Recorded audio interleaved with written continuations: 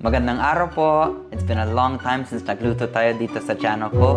Kaya ngayon araw, maglaluto tayo ng isa sa pinaka-paborito kong ulam. Hindi ko alam kung traditional ulam ito. Ginawa lang ni Jess gamit ang mga paborito kong gulay. Pero ngayon araw, maglaluto tayo ng ginisang gulay na may giniling.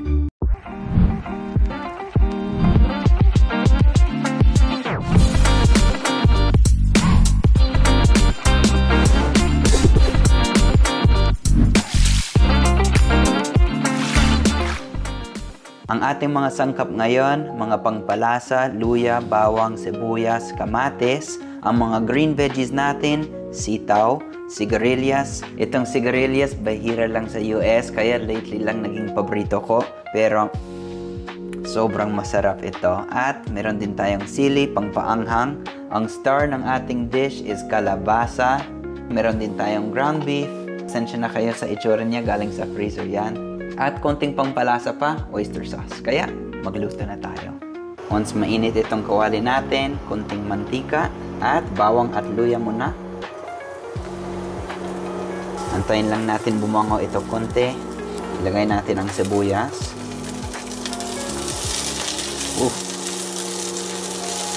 Tapos itong kamatis. Sa mga bago dito sa channel namin, ganito ang mga videos namin nung una. Puro naglaluto, tapos kumakain. Kaya konting throwback lang tayo ngayon. Hindi ko alam kung bakit, pero itong sibuyas at bawang dito sa Pilipinas, sobrang mabango. Hindi ganyan sa US. Baka mas fresh lang dito. Once medyo malambot ang sibuyas at kamatis, ilagay natin ang ground beef.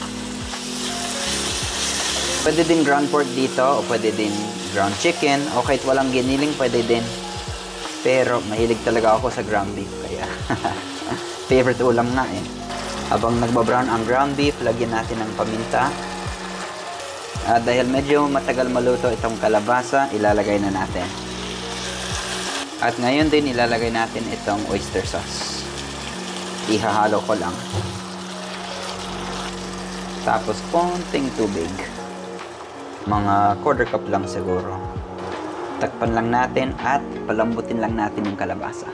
Optional lang ito pero lagyan natin ng konting toyo para pangpakulay.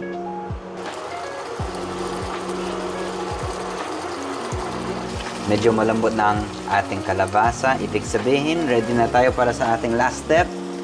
Ilalagay ko lahat ng mga greens. Sitaw, sigarilyas, sili.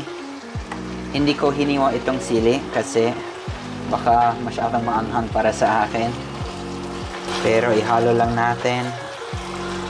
Ayan, tignan nyo. Sobrang ganda.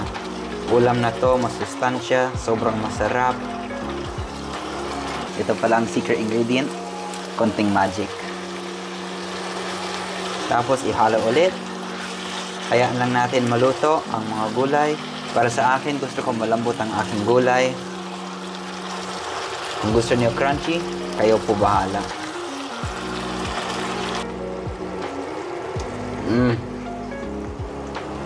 Andun yung tamis ng kalabasa, yung anghang ng sili. Tamang-tama, mabalinon. Mangantayon.